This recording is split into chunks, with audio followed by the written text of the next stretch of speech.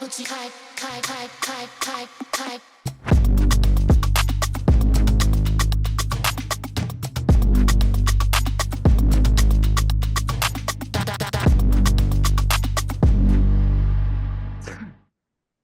up, everybody? Hope you're having a great day. It is another episode of Dance Specific Talks. I am Coach Sebastian. And I am your host, t-zer. And today we have a very special guest. Yes. Please introduce yourself, where you are right now, what's your name, and, who are you? Hey, this is a personal question. Hi, everybody. Here, Alicia. I'm Alicia Velasco. I live in Madrid. I'm a dancer, also an actress. And I'm here to share with all of you, I think, my background, but more like the things that we have to deal with. No? Yes. Dancers. Yes. So that's the important thing. Yeah, I met Alicia. We just spoke about this probably 10 years ago in somewhere in Portugal. And until today, you are by far one of the most. Is it rock funky? I'm looking for. Like your Mambo style is one of the funkiest styles I've ever seen. You're an absolute savage when it comes to dancing. Not only just like technique-wise, but just your flow and the way you express yourself. Incredible dancer. Thank you. Tell us a little bit about just where did you start, and then where did you start your dance career? How did that then happen? Okay, I studied as an actress first. I was studying theater, physical theater at the university, and during the career that it was 4 years, we learned classic dance, contemporary, everything about dance, because they want us to be prepared for the world. So basically we were living there from 10 in the morning until 10 in the night. And then we have our specific training about, in my case, theater. And I was 17 when I moved to Madrid to study that. And I think it was the most special and also the most important background, because I learned the discipline that went with me for long, and also the basic and important things about technique and about how we have to work with the body to create something special, something big, something professional. So it was super important, and I studied there. And then after the career, I went out to dance, and I discovered this salsa world, which is my love, my other love. Yes. It's where I got engaged. It's where I fell in love. Yes. Do you still do theater? Or is this something that you left behind in order to just dive into your dancing? I think theater is inside of me. I mean, I'm gonna be doing theater expression forever. When I finish the career, I create a company with other friends, because we really think that we can change the world. So we said, let's do this, like when you have this energy, like everything is possible. And it is. And I was about to say it. I'm still there. I still live in that energy. Yes. I never left. Yeah, that's it. We have this passion. Like we can share our art. So we create a theater company. I was working in theater for 5 years, also TV shows and everything. So I doing everything about theater in that moment, about acting. And there was a moment that my brain was just thinking about dance. So instead of remember the character of the play, I was thinking about the choreographies, because I studied in a company. And I said, okay, I cannot do both right now because it's so much time for both. So I decided for the dance, because I was basically waking up with dance, eating lunch with dance, having dinner with dance. So my head was like, Ali, you want to do this right now, so let's do this. Beautiful. So it was difficult to stop the theater thing, but then with time, I discovered that my background give me the keys for the things that I do right now in dance. And was it already at that time, was it already Mambo? Or what was your first dance love? Was it Mambo already then? Yes, I studied actually with bachata, salsa cubana, other things. But then the company was about mambo. So Okay. then I started like, yeah, in this work. Mm. Beautiful. That's interesting. I feel like when we talk about expressions, we just talk about it normally between dancers of like, okay, but what emotion do you put into it? But it's interesting to talk with actress that then is dancing because I feel like you probably see it in a lot different ways. When you said like you have theater within you, I'm just thinking like, oh, I wonder how your creation process looked like. But we can come back to that. We just want to hear a little bit more about the story. So you started this, you went into the company, the Mambo got strong, and then what happened? Did you like start teaching yourself like right away, or was there like what was the how did it move on? Well, I was being part of companies for like 4 or 5 years before I started to teach. I was so afraid to teach. I was like, I cannot teach. I don't wanna, I don't know what can I share, It's like, how can I do this? So the first time I remember I was writing everything that I have to teach, like the warm up, the sounds of the warm up, because I need to have like a schedule of that. Then when I started to teach, I discovered, because some dancer or artists have this talent to share expression through the dance. But normal people sometimes they don't know how to arrive there. They don't know how to do this. So, and some people just focus on the technique and they forget that we dance because we also love this, and we share because we also love this. For that reason, the social and the impro is so special, because we have emotion in that. And I discovered that I have the skills to show people how to arrive, to don't focus just on the technique, which is so important, and focus in more things. Because when you go on, you watch someone dancing, you never look the technique so specific. You look into the eyes, or he's having fun, so you have fun. No, it's more this kind of thing. So I start to teach. I create my first company. Now I have this company for 10 years right now. This year, Wow. I mean, the 10, yeah. Whoa. Standing ovation. A round of applause for doing that for a decade. I'm getting Like old. talking about no, it's more of like the resilience, right? Because as we all know, there is a lot of good ideas, but to put into practice and to keep the longevity in some things, whoa, like as dancers, like everything is like, what's the next? What's the new? What's the, and so to keep one thing for that long, it goes beyond most companies, it goes beyond most crews, it goes beyond most even sometimes Yeah. styles or trends of styles. You could have survived a whole trend of, you know, Jerking. bachata sensual, but now it's still Yeah. here. You know what I mean? So okay, yeah, continue. So yes, I started with the company, and I started my career as a solist. So because everything have a time, and there was a time that I always have inside something like I need to share something. Even I don't know what it is, but I need to share something, and I start to do competition. I get so good in competition. I mean, I win competition as group, as solist. So I did like all the things into the dance, teaching, competition, shows, everything, during these years. And right now I have my own school also, working on that. I think the focus right now, after everything I was doing for these years, is to bring balance between keep the passion, work, take care of the body, take care of the personal life, and also keep growing in this Yeah. atmosphere. So it's like to try to balance everything, because I was basically living for work for so many years, and now I love it, because I know so many things, because I work in so many things and I work so hard.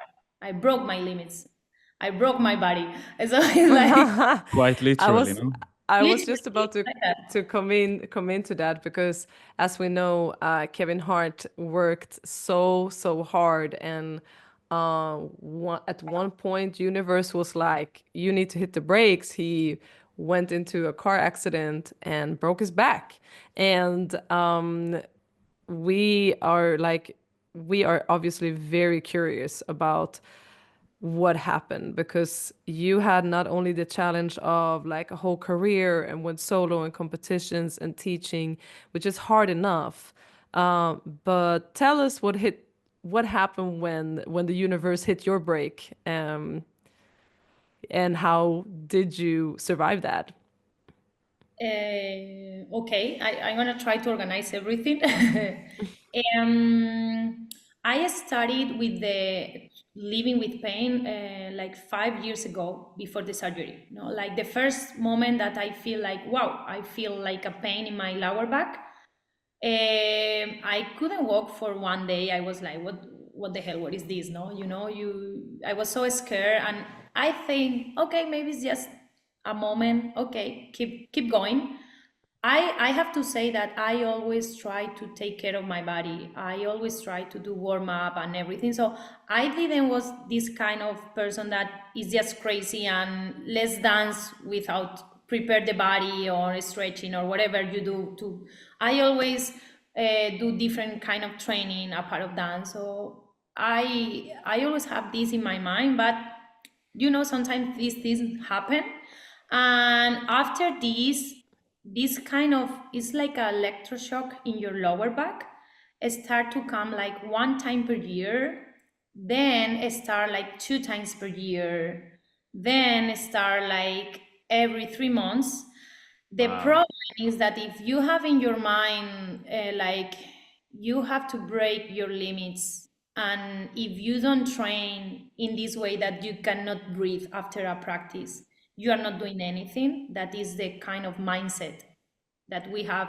Don't listen the pain, don't listen your body, just go.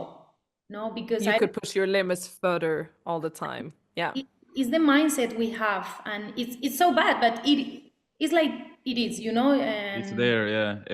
Every dancer can relate to that. Every Yeah, dancer can relate every to that. dancer can relate to, like, you're just not pushing hard. You're not like, that's that scared feeling you have of like, should I yeah. do the flip? That's just you being scared, basically. In some point, I have to say that this kind of mindset bring us so many great things, Yeah. because of course you do things that is like wow, no, but the other part of the The of other the side of system, the coin, yeah. yes, the other part is that if you don't listen your body is gonna start to scream you like, hey, stop, no. And I remember myself, and this, if I see myself doing this now, it's like no. But I remember myself I was, I think, in France, in Paris, doing workshop and these kind of things. And I remember I was in the bed, I move and I feel like "Pah," and I couldn't walk. A normal person, a normal in this situation, you should stop and say, okay, I cannot do the show, I cannot do the work for tonight. No, I went to the pharmacy to ask for something that I didn't know what is this, to stop the pain and to keep doing that. And I did for so many times. I had pain and I was teaching, and I was teaching in a way that it was crazy for my pain. It's Yeah. like, and I have to share that because it's like this. It's like you don't want to watch on that. You just want to keep doing the same thing in the same way and don't change. And Yeah. the human being has to change. The And it's body also, has to change. yeah, and it's almost like I can relate to it so much when I had before I did my first knee surgery. It was a moment of like, I have pain in my knees, but I'm going to warm up and I'm going to almost show to myself that I can still do it. So I'm going to do even crazier things that I don't need to go this hard. But just because I have pain, I need to show to myself that I can still do it and I can go further than my pain. That's what it sounds like you're expressing. Yes, completely, completely. Yes, it is. And it was like this for so long. I told you it was 5 years. I remember the moment that I was in that moment also doing like private lessons with a trainer. Like I was focused on, okay, we're gonna be strong and it's not going to stop me, And I remember I was working on the computer, and one morning I woke up and I feel like boom, and I said, "Wow, I cannot move." So I was from that moment living with pain in a crazy way, because before it was like it came then goes, like maybe I have one day I take a pill and it's no pain. But after that moment, I was living with pain literally. I cannot be like this, I have to be like this walking, because I couldn't be up like this. And the things that bring into your life when you are looking down is also so bad, and I start to, I don't know how to say in English, but it's morphina, like Yeah, the yeah, morphine. morphine. the first step, like crazy pills, these things. And I, after that, I tried to keep teaching, but one day I was in the bed and I couldn't get up. So I was in the bed for 3 months, taking pills without walk, because I couldn't. Wow. Because if I walk, after that it was worse. If I was sit down, so bad. So that was the most scary moment, no? When you see that your body is like, no, no way, no way. Failing you. And Yeah. like at any moment you did not like call a doctor? Yes, in that moment, I started to ask t-zer. for what's happening, no? Because it's like, okay, Yeah. there is no more 3 option. months. It's like, that's a lot. No, That's a long time. during these 3 months, I start to Yeah. ask. I saw 9 specialists, and Oh. the good thing is that all of them told me that the surgery that I have to go through is the same. The Okay. 4 screws, they have to put the skin together to find stability, because I have one of my bones moving, and that was the problem. And when you say bones, you're referring to your spine. Yes. Okay. One So of one of you. the part in the lower back, the Yeah. L5 was like this. Okay. So for that reason, the surgery they proposed me is to put 4 screws to block and find stability in my Okay. Okay. So it's not just a small little disc here we're talking about. Like it's not a whole hernia. part. Yeah. No, it's not a hernia. It's the skeleton that is one of them is moving, and in order for you to stabilize that, you needed to insert 4 screws. We have seen the X-ray pictures of this, and it looks like it's just what you don't want to Yeah. see. Wow. Like Wow. Yeah, it's it looks right there crazy. problem in is your this, lower one of back. them was more like here moving, this one. Okay. That's why you get paralyzed. That's yeah. Yeah. Yes. And Yeah. the problem is something that I learn now is that this movement is so dangerous, because it can cut the spine. Yeah, it cuts the spine like Happened it is. There's Before. the fluids, there's nerve ends, there's Yeah. like everything right there. Yeah. Yeah. As somebody, this is one thing I want to touch on before. Two things I want to touch on, but even before that, before coming to the place of like, yeah, I'm literally paralyzed. I cannot move. Explain a little bit about, because that's like the end destination, right? It's like it was a long time to get there, but you were also referring to like you're walking like this, like hunched over, and a lot of people are dealing with back pain. It's like you're facing down all the time, and you're saying it was almost like you're referring to a change in your spirit, or a change almost on a on a spiritual level, when you're just facing down, and especially as us dancers that have this posture all the time. It's like we're Posture. opening up to the world and showing to the world how as a bird, but then all of a sudden you become a tell me a little bit more about that. That moment, when you have to accept that something happened, and you cannot look face to face that this is happening, and you just cannot hold the life, because everything that you're gonna do, you cannot do it more, and you have pain, and your life is going through your back, and you cannot do anything. So for me, this position is more like accepting what is happening, Yeah. and feeling the depression that this is happening. And I think in that moment I couldn't realize that, but I was so sad to don't stop before, or maybe to don't take care in other way, or You felt the guilt, the blame to yourself yeah, because this for, position is crazy. It's like yeah. I cannot see you. I Yeah, I Yeah. can can't even look you in the eyes, basically. yeah, Yeah. yeah, yeah. And So personally, I was saying this is not happening for so long. So the moment that this just came to the end, I fell into a very sad depression, because I never want a change in my life. I love the dancer I was. I was the person I was. I didn't want to change. It's like this is happening, but I don't want this. And I just want to be dancing and being in a room. I don't want to think about anything more. I don't want to say goodbye to dance. And I had to.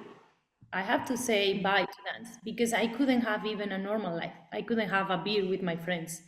I couldn't be sit down with my family.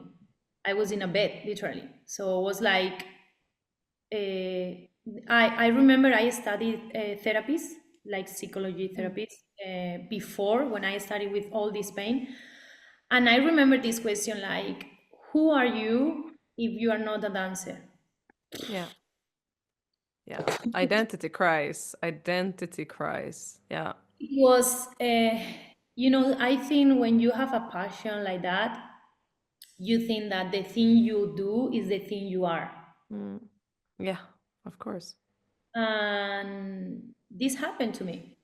Mm. I didn't spend time with myself. I just spent time with my dance. So I mm, I knew Ali as a dancer, but not as a person. And it was so scary to have to deal like, okay, and now who are you and what are you going to do? And it's a scary moment and you don't know because you never Mm. spend time with yourself. If you have free time, you just go and take a class. I learned to communicate with people through dance, Mm. through my job, through the artist. But the artist is no more here. Mm. Did you ever think that you were going to dance again? I have to say goodbye. I did. And the good thing and the most beautiful thing that happened in my life is that the moment I said, okay, I'm gonna have the surgery, I like really, really, really feel the present. I say, okay, I say to my body, now you have the control. I'm not going to tell you anything because I was for years telling you what do you have to do. Now you have the control.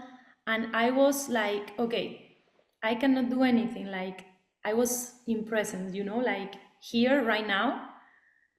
And I remember I'm not like person who goes to the church, but I remember this the week before the surgery, I went to pray because I need something to like to send energy. I took everything like the universe, the church, everything like please that everything goes well, not for dance again, Mm. to survive to this mm. situation, you know. To get a life worth living again. Yeah. I remember I want to stay with my sister taking a beer without pain. If I can only do that, if I can do just Mm. sitting down with my sister and having a beer, that's all I ask for. I Yeah. don't even need to. Go And back you, to dance. yeah, you're going through all of these emotions and hardships, and where do you, and you obviously, like you're saying, you go to church and you pray and you start to talk to the universe, God, Allah, Buddha, everyone, Mm. everyone, Mm. just to find like hope essentially. And then this is the week before the surgery. You go into the surgery. What is the conversations between like you, the family? Because you are not, it's not like, yeah, I'm gonna do a knee surgery. It's like, yeah, but nothing happens from a fucking knee surgery. It's like, yeah, you come back. Like worst thing that can happen is like, yeah, I can't walk. They're like, well, or like crutches and we're good. But this is the spine we are talking about. It's not your, your left knee. So what is everything that is happening mentally? How do you navigate around it? And then what The happens? first thing is that I choose the doctor. I look You for a, choose the doctor. yes, because the public Hospital? healthcare Yeah. give me like 1 year to get into a list to have the surgery. Wow. So hopefully I save money for so many years and I put all my money in this surgery and I pay. Wow. You took all your savings went to this one surgery.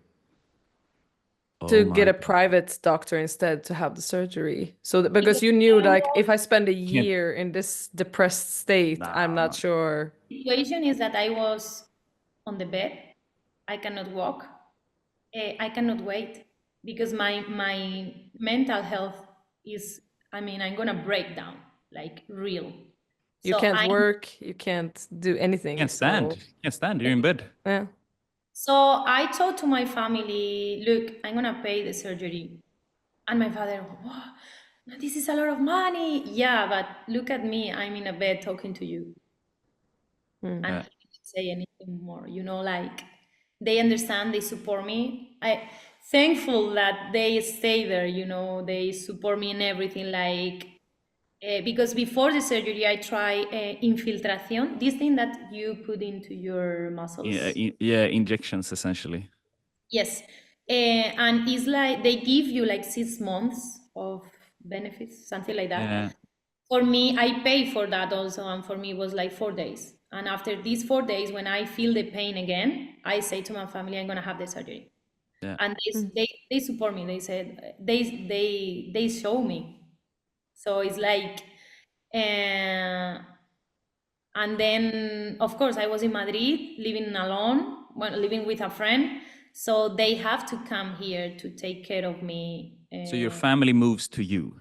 Yeah, because when you have the surgery, you cannot go into the car, you cannot sit down. You are basically a person who needs people. Because, for example, to go on the bed, some of them have to take me my body and other the legs because I have to go like this to the bed.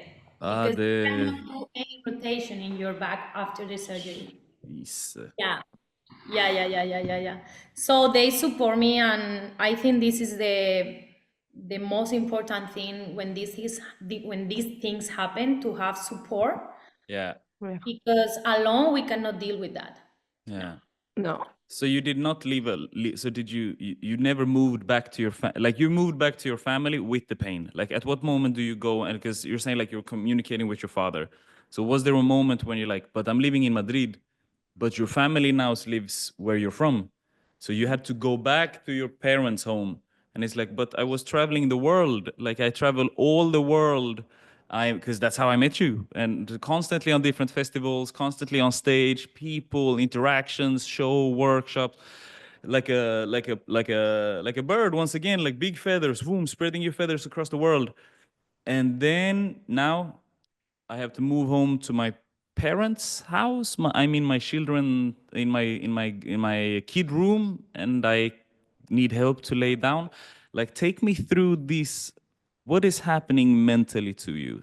Because like you have to open up so many new pathways and understanding of yourself in such a complex way that if you never had that much time alone with yourself, it's very, very hard for people to understand what is going on. And on top of that, you're also dealing with the fear of, wow, I might not never be able to walk again.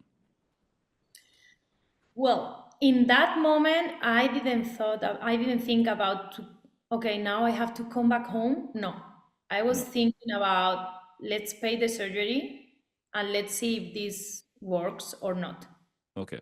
And the surgery came, and thankfully everything was good. Like the doctor said, okay, I did this, I put the screws, and he said, okay, now in 2 days you can start walk, and then step by step, normal life.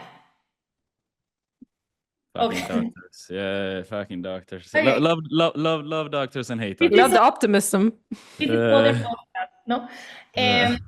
The point is that I am now I understand this vision because they save parts of the body. And they save, okay, it's the lower back, okay, we save. We do the surgery and that's all. Okay. Parallelly, after in that moment, I was looking for other team of people who take care of me after the surgery because the doctor says you don't need to recover, you don't need physiotherapists, you don't need any of that because they talk about Wow. bones, and the bones is something that you don't have to work on this. And because I always work on my body, I said okay, but let me ask for other ways, you know. So I was talking to my therapist, and I put in contact my therapist, a guy who I find to make movement to recover when the doctor said okay, now you can start to move. So in that moment in my head was this kind of question, you know, like okay, I need a team to recover. I didn't thought about now I have to go to my family's house or no, just like Okay. okay, I need support, you know. So I find them, and the doctor told me like okay, after 2 months then you can start to move. But before that I was doing like acupunctura Yeah. for the blood to go through my legs, things. I was sit down and I was working on my muscles to hold my core. I try to do things. Okay, I cannot move. I have to sit down, but I need to do things like maybe move my feet, something, no? So after the surgery, I have to go to my house in Madrid, and my family was there because I was in an ambulance. I could not be like sit down, so I just could be here. So for 1 month they were at my house taking care of everything because even my arms I could not do this because my surgery I have like this in my back. So all the Ay, ay, ay. so the muscles, they cut the muscles. So even take one hand, you cannot because the muscles are, they You cut it. are paralyzed from the neck down. You can't move nothing. Nothing. Nothing. Wow, Maria. Yeah, it's crazy. But the thing is like, okay, for example, my goal, no? Okay, I need to stand up and make one step. And I did. Okay, tomorrow, 2 steps. Wow. Yeah, I Wow, mean wow, that wow, that wow. is Yeah. literally one step at a time. One step at a Literally time. One step one at a step at time. a time. I mean, And And let's see if the body goes or not, you know? Because other thing is that I never have someone who share with me, okay, I have the same surgery, I'm a professional dancer, so you can do this. No, yeah, never. I was doing just like, okay, let's see. Let's see if the body tell me that I can keep going with that or not. So you're creating such a unique relationship with your body once again, as like I know what I could do, but now I need to make sure that I can I move my toes? Can I move my arms? I couldn't move my arms. Okay, I moved my arms a little bit too much yesterday, so I'm in a little bit pain. Okay, let me focus on my toes right now. Let me focus on my core. Can I even connect with my lower back? Like, what am I feeling? So your relationship with your body must be so deeply, I mean, so unique. changed. I don't think I ever heard Comp- anything like this. Also, what you said before, like you used to tell your body what to do, and now you were in complete like you like in mercy of like your body telling you what it can do, you know, Yeah. and you just gotta A moment that listen. I just listen to my body, and I can tell you with my like super honest that was the most beautiful moment in my life. After my When you surgery, walked. I was I was, you know, in the present, like, okay, I don't push you, I'm here with you. So for example, the thing that give me, okay, now you can keep going is if I take one step, okay, I have pain, but the next day when I wake up, how I am, I'm the same and kind of better, okay, then I can do two. And the next day, okay, how are you? Good? You rest and you feel that it's better? Okay, three. So that The was the, constant check-in, the constant feeling, tuning in, listening. Yeah. Wow. Wow. because if you listen the doctor in that moment, you're just gonna be sit down and then go to the swimming pool and that's all. And Yeah. don't And again because And isn't that the most tragical thing ever? The amount of people that I've trained that met, even myself. I've had 3 doctors telling me, you can never dance again. You never squat again. Change your career. Much like you're saying, you're doing a spinal surgery, one of the hardest thing there is on the human body. And he says, oh no, in 2 weeks you're gonna be able to walk again. Like you don't need to do rehab. It's like, what are you talking about? It is fascinating for me how ignorant some doctors are to the human body, considering what their occupation is. And I have another, like when we're talking about clinical doctors, right? Clinical, like put you together. I talked to a physiotherapist who is a doctor, has a doctor's degree in physiotherapy.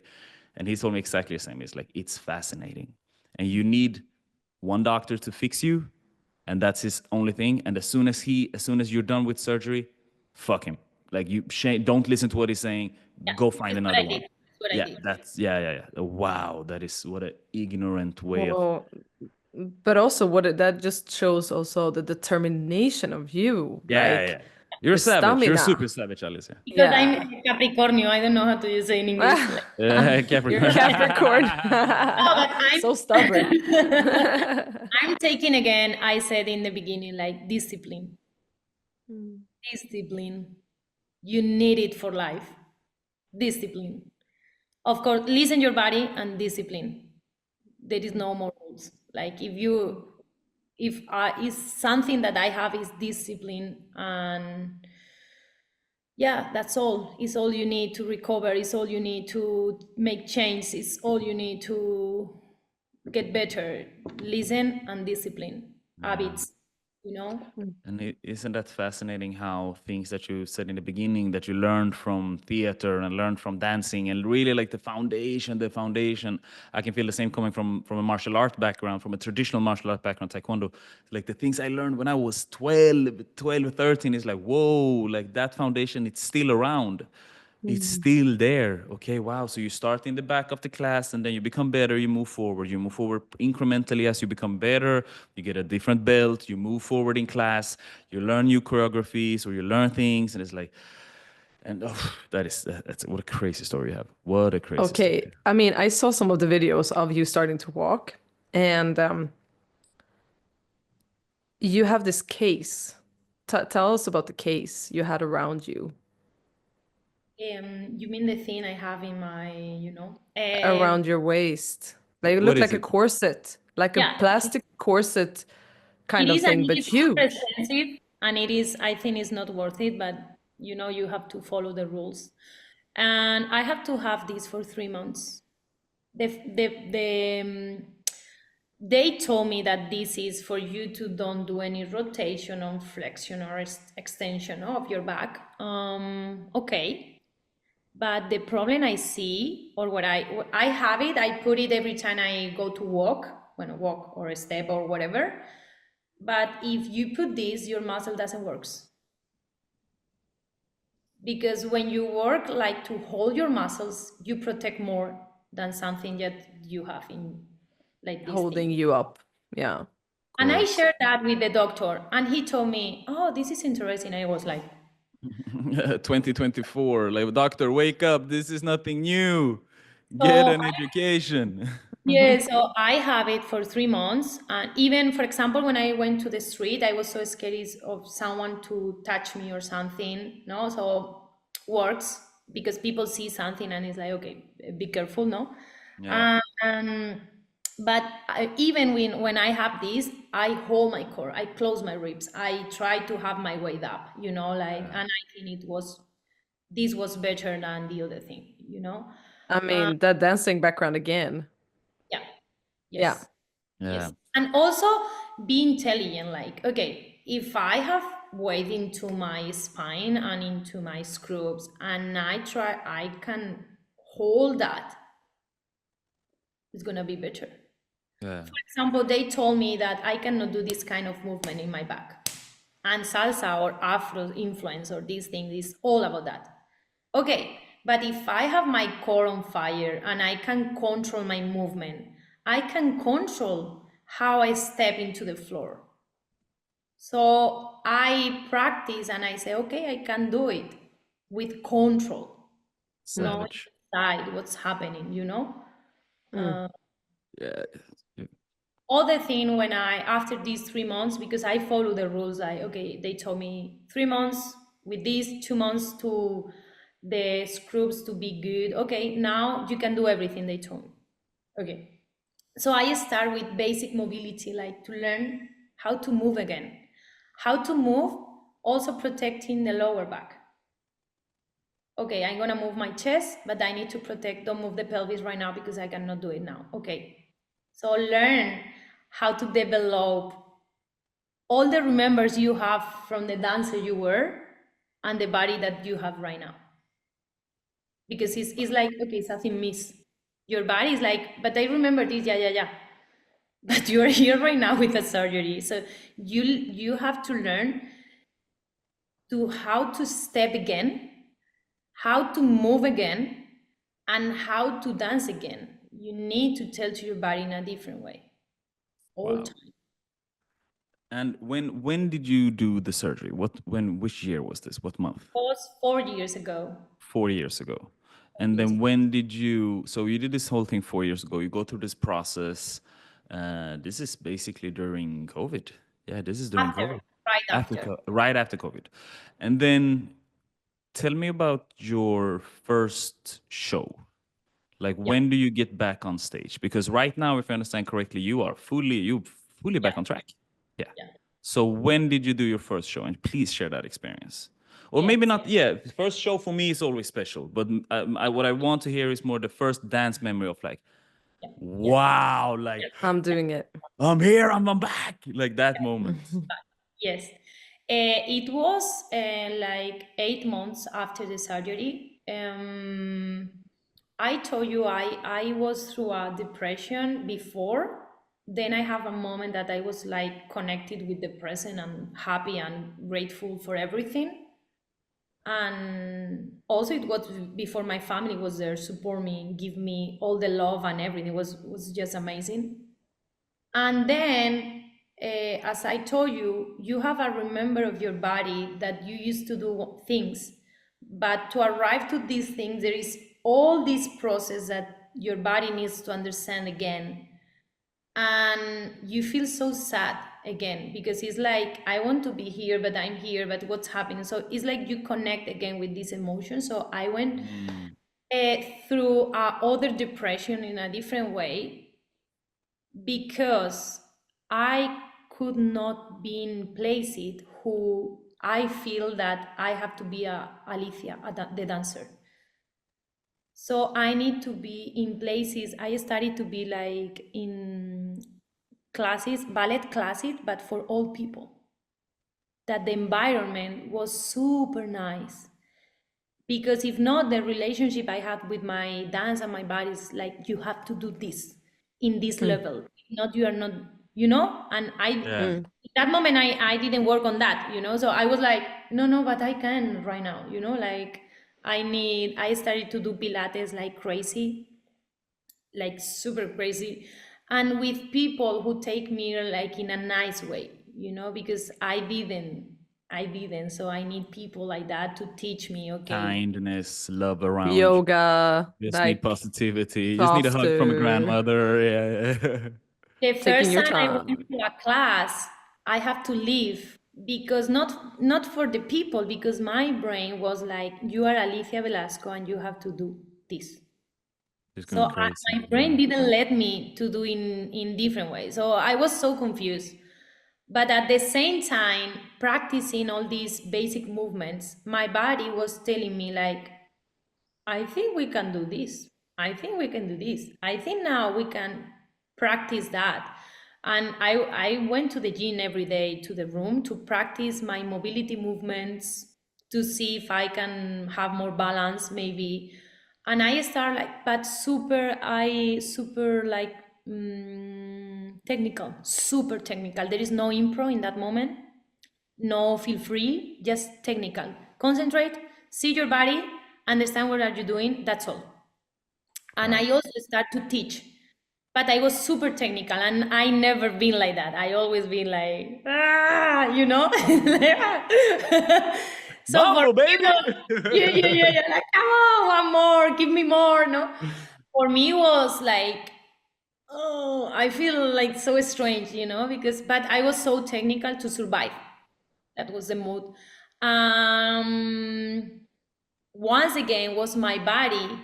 One day I remember I put a music and I did like impro, and I said, wow, I'm getting better. My body is getting better, you know, because your body knows better than you. Always, Of course. you know. Always. So that was the moment, like, okay, maybe I can go back and do a show again. That was the key. Yeah. Was the key. Wow. So the show 'Cause- was the result of everything, but I also was so scary. So it wasn't like happiness. It was like, Yeah.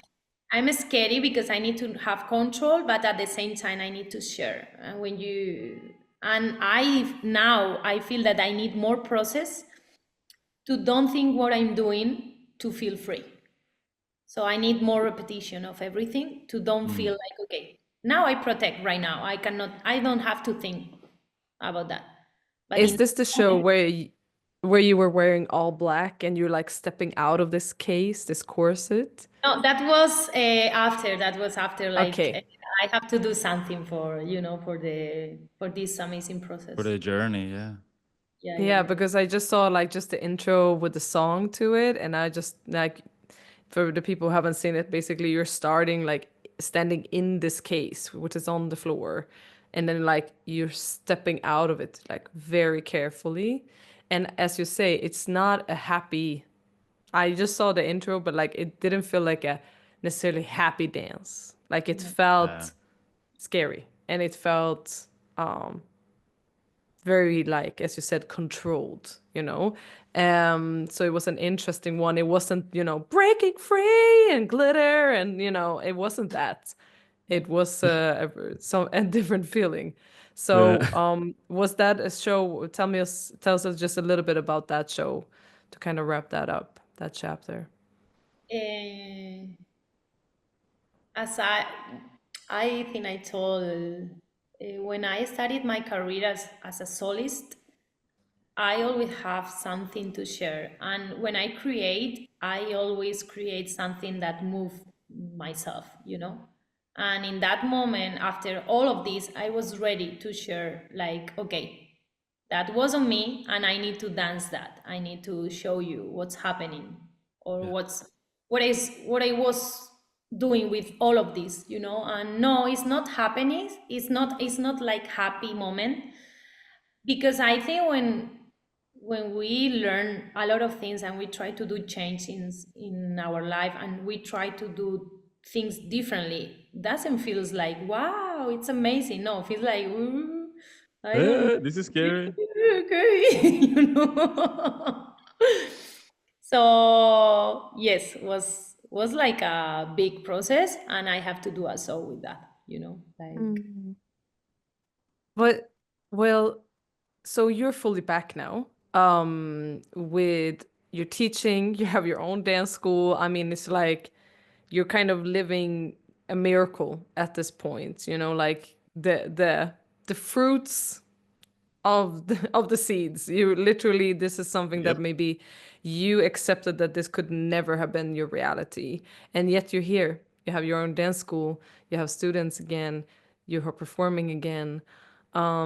Are the dreams you had before the surgery the same that you have now, or Ooh, did Easter, what a question. What a question. or did the dreams change after your surgery? The basic dream is still there, that is dance. I mean, I know I'm gonna be dancing forever. I don't care if on the stage or in a room or whatever. This is the basic one, and it's still there. The things change a lot.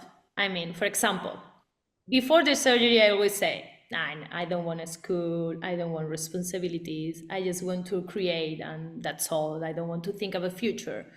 After the surgery, and it was not like, okay, now you have a surgery, you have to think like that. No, came. okay, now I want to have more stable things in my life.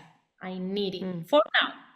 So I start in my mind like the thing about the school, about to have to learn how to do this, because it's differently from art, you know, it's other way to work. And also now I'm Ali, which I'm a dancer, but dance is other thing in my life. It's not just the whole thing. So this is other thing who changed completely in my life.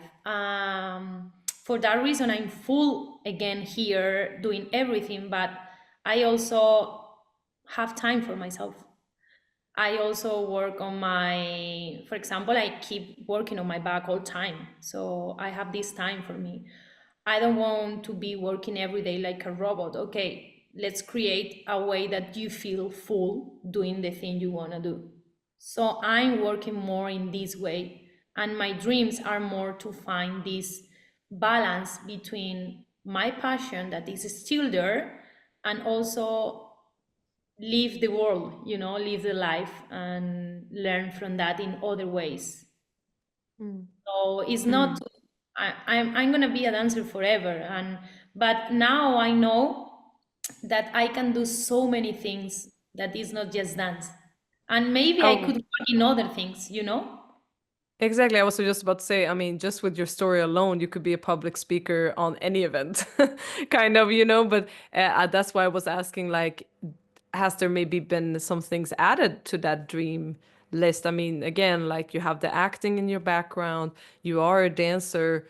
Do you feel like there's a new next career kind of coming, even though if it's not going to be just this main thing, but are you feeling like you maybe want to add a new a new stream for your passion to keep sparking?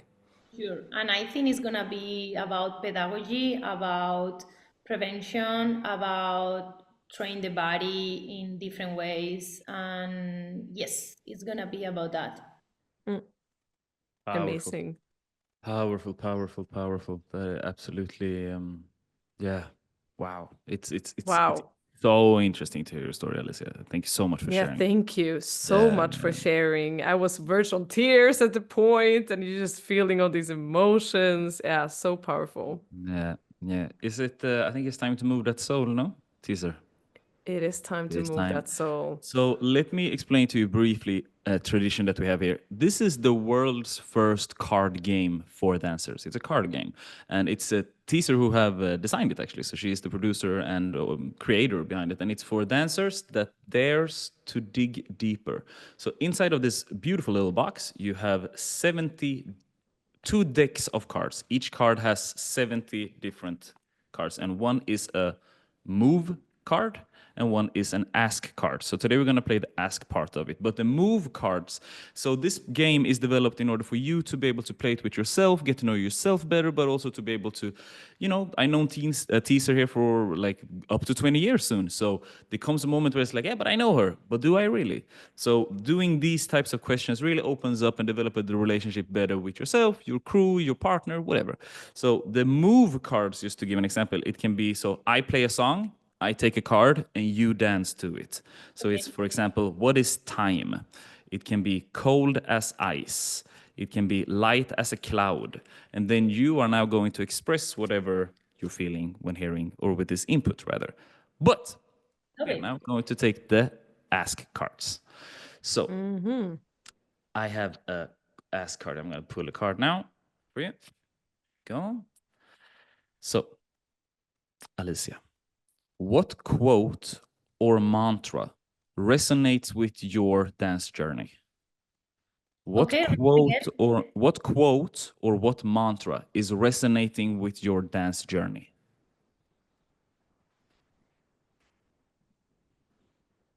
This is so funny, you know. Sometimes life is like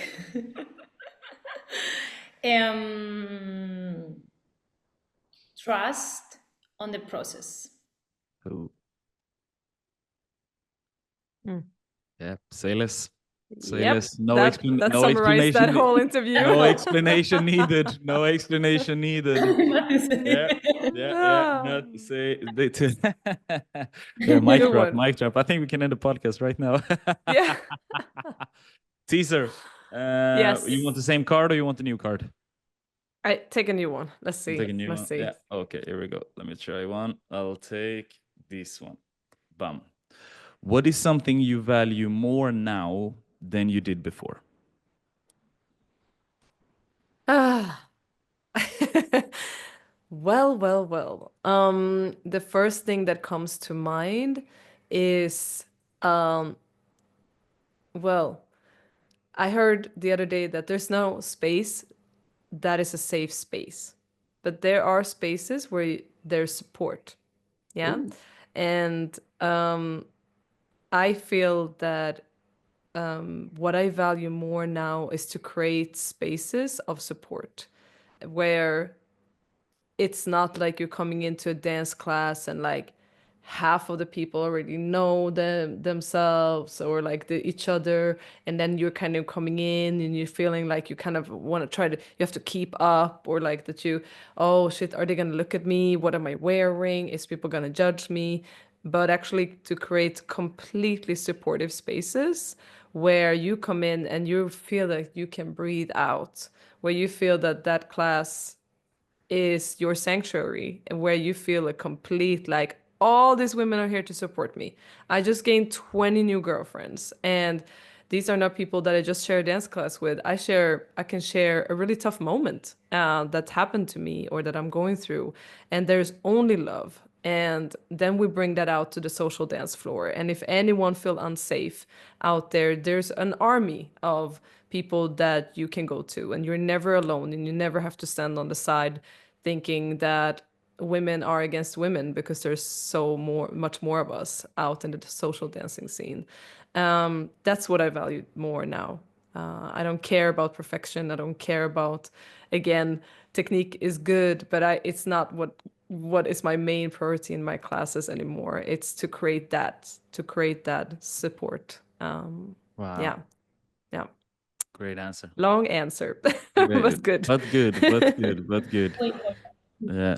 I'm gonna take a card here, and it says, maybe I answered this. In that case, let me notice. It says, when have you faced an unexpected or surprising situation on the dance floor? it's for me. I think that you have answered this, Sebastian, Alicia, before, this one but is for me. there, This one is for me. Yeah. yeah. But Uh, maybe there's more moments. Dig yeah. a Well, little deeper. let me try. Let me try. So, the first thing that comes to mind, at least this time, and maybe if I apologize if I shared the story before, but I am in Norway. This is 2000 and could it be 13? 13, 14, around there, 2013, 14, something like that. And it is Scandinavia's biggest, or one of Scandinavia's biggest outside festivals. So it's 100,000 people live. And we're backstage and we did a show. Like, we're done with my show, bam, with a small choreography, like a ploy thing. And then I go backstage, and then one of Norway's, probably one of Norway's biggest artists at the time, she comes up to me and she says, "Hey, like, do you wanna join my show?" And I'm like, I mean, tell me more. I'm like, well, what do you mean? I'm like, yeah, like I don't sit on the stage, let alone if there's 100,000 people live. So she's like, yeah, but like I'm thinking like I'm just thinking like you can go out, give a vibe, like take 2-3 people's here. So like you're 3 on stage, no. And we're like, all right, okay, cool, like let's go. And I never heard her music before. So she just plays her song on the phone. So she plays the song and she says like, okay, but I'm thinking around here. You guys can go out and you just jump and you create a vibe. So I'm like, I bet.